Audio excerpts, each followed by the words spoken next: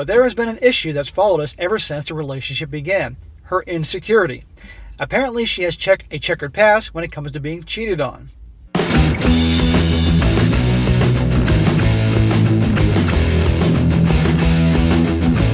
Welcome back to They Did What?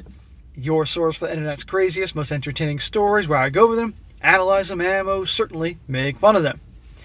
Today, I'm going to go over a story titled, "My Partner Attacked Me for Infidelity, and Our Daughter Nearly Got Caught in the Crossfire."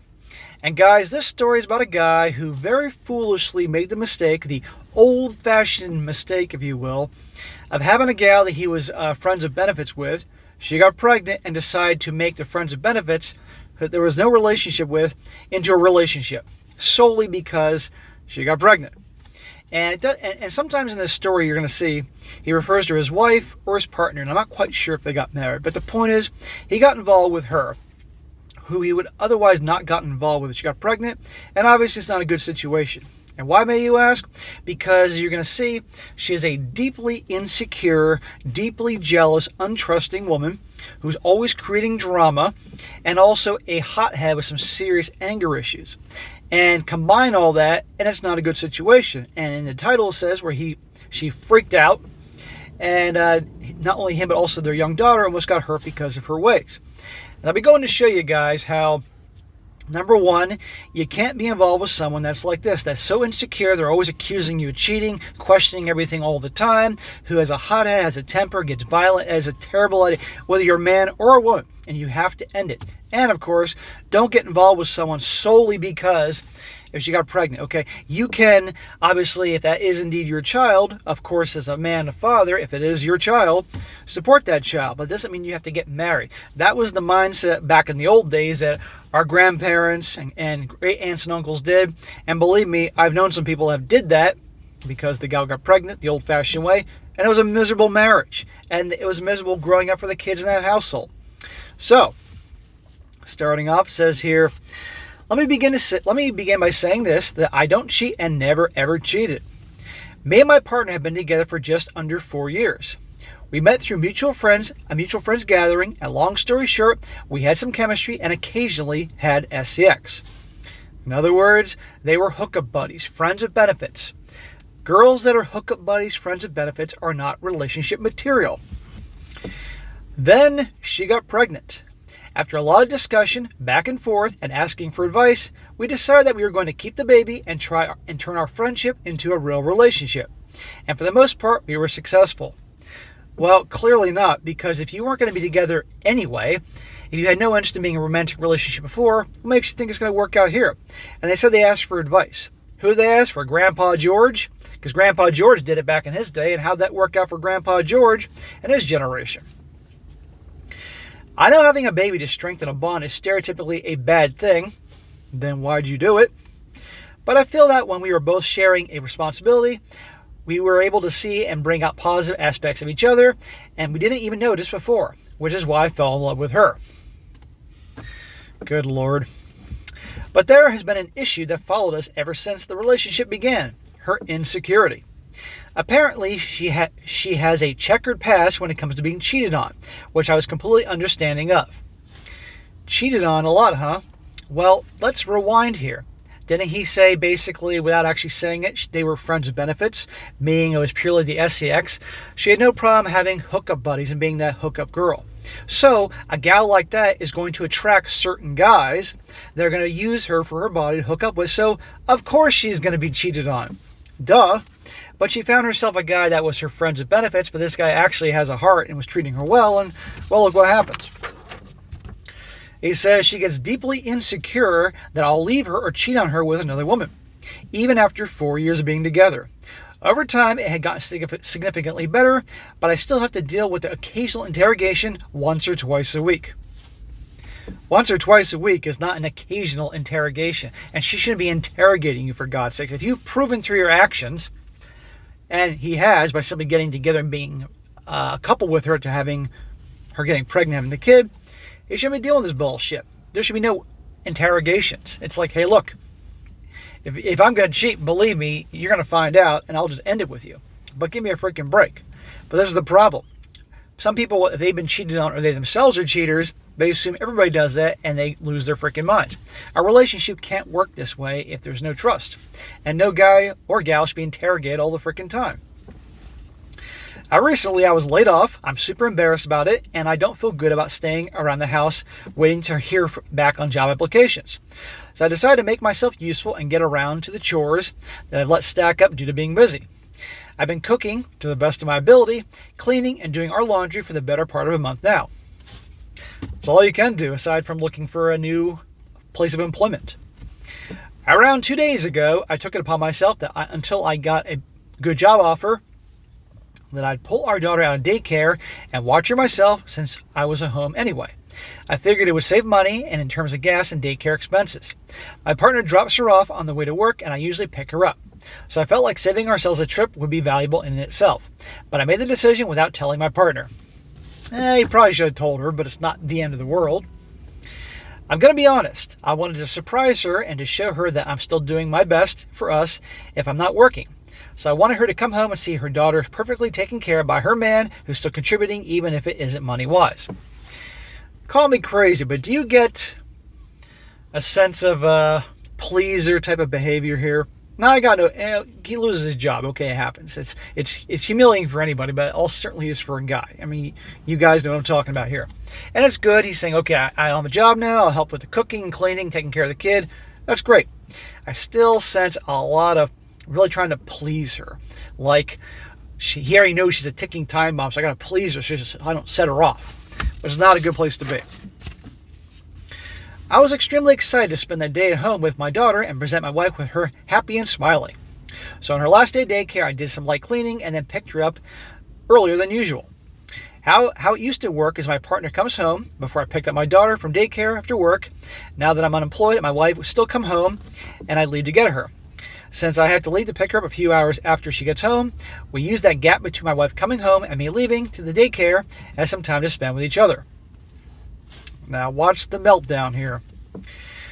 This time, since I picked up our daughter early, there would be no gap and my partner would be met with our smiling daughter as soon as she got home. Or that was the plan. Unfortunately, my daughter was tired around 45 minutes to an hour before my partner typically makes it home. So I let her sleep in our bed alongside with me. I figured it was just as cute as her waiting to greet mommy at the door. My daughter loves to sleep under blankets. She's oddly particular about it, and no matter where she sleeps, she has a blanket over her head. Can you see where this is going here, guys? So me and my daughter were laying side by side while she was under the blanket completely covered. I'm sure you can guess where this is going. Yes, brother, I can.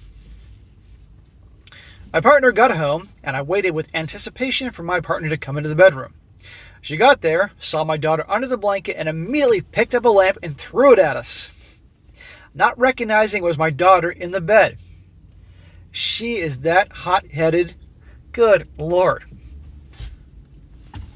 Thankfully, the lamp hit me and not our daughter. I blocked most of the impact with the blanket, but the bulb still broke. My partner recognized nearly immediately after that it was our kid, but the damage was done. My daughter was wailing, and the glass from the lamp was all over the blankets. She needs some serious anger management problems, and this is not working here. You can see why he's so, and this is not the way to be, tiptoeing around her, walking on eggshells. I want to make sure everything's great when she comes home. This is beyond just trying to be, a good boyfriend or husband, whatever. No, you can just tell. Bad situation. What if she hit the kid? A little baby or toddler? Psycho. I was pissed. I yelled at her and basically banned her from the bedroom for a bit while I calmed down our daughter. My partner apologized immediately, but kept shifting the blame to me. Shocker. She would say, "I'm sorry, but why wouldn't you tell me you were pulling her out of daycare? I was wrong, but you can't be surprised how I reacted when you hid things from me. I shouldn't have done that, but we should focus on the fact that the daughter isn't hurt." She doesn't want to take any blame. How about you almost could have really injured our daughter? How about you are a hothead? How about that you interrogate me twice a week about if I'm cheating on you, etc., etc.? How about the fact that this is going to work? I genuinely apologize for not discussing pulling my daughter out of daycare with her. I did not add a but and if or assign any blame to anyone else but me. Smack. Stand up for yourself, dude. I took responsibility, yet my partner is incapable of doing the same. Again, back to the old Jack Nicholson comment about women and accountability. She will not admit that she shouldn't have reacted like that unless she assigns blame to me as well. And that's exactly how she told the story to all her friends, her family, stressing the fact that I kept a secret from her, and glossing over her throwing a lamp at us as much as possible. I don't care what the situation is. If anybody, man or woman, is throwing objects at you, that's a serious problem, okay? They got serious anger freaking issues, and thank the Lord they weren't in the kitchen and there weren't knives around or something like that. I told her this bothered me, and she says that since what she did was only in reaction to what I did, that blame cannot be placed fully on her, since I technically had no reason to lie, and she had a reason to not know it was my daughter under the blanket. Does she really think that he's going to be there, hi honey, when she comes home, with another chick under the blanket? Does that make a whole lot of sense? I'm still upset. I just want a real apology. Has anyone else experienced this? And what are the ways I can get her to admit she's wrong? Dude, she's never going to admit she's wrong. She's that type. She is insecure as hell. She's jealous. She's a hothead. Okay? Clearly, you were friends with benefits. She's probably the hot crazy scale girl. Clearly, she's got crazy in her, and therefore, obviously, I was your F buddy. But you try to turn a HOE into a housewife, and look what happened there. And there's a reason she has guys cheat on her before, because she's that type. We all know it. Your daughter is in a dangerous situation with this gal, and believe me, if this gets out, and you're not doing anything about it, social services can get involved. Now for an update in this little predicament here. Guy says, thank you all for your advice and input on the situation. Though for the sake of trying to raise my child in the healthiest way possible, I will not be leaving my partner. Smack. Not raising your child in the healthiest way possible, staying with her, is going to be unhealthy for the child. You just wait for it. However, yesterday night, I gave her an ultimatum that physical escalation is never an option. I sat her down and told her how she put our safety at risk due to her violent reaction, and told her that we did not enter therapy together, and if she did not apologize to her daughter, we would be done. Okay, at least he grew a pair there. Now let's see if he has anything to back that up. After sitting her down again and telling her that no matter what I was doing, physical abuse or attempt to cause physical harm is never acceptable, I think she realized the gravity of the situation. I could tell by her reaction that she didn't interpret what she did or see it as abuse until I described it as such. Of course. I also sat down and had a talk with my daughter and made her my partner apologize and clarify that aggressive reactions of that scale are never warranted. And I know my daughter got the message. Unfortunately, our daughter has yet to warm up back up to her mother. She was scared. There you go. And you know what? There is no way this is the first time that the mother didn't freak out like this. How do you know when the dude's away that the daughter, like, spills a little juice or something and this lady doesn't have a freaking meltdown, right? Cheerios get on the floor and she's screaming like a freaking nut job. I decided to re-enroll my daughter in daycare, so now the gap we used to have, where we'd spend a few hours at home, will return. But instead of relaxing at the house, we will hopefully be at couples therapy. As for her, the insecurity of her cheating, I told her she has my location and that should be enough to know what I'm doing. I won't respond to interrogation attempts anymore.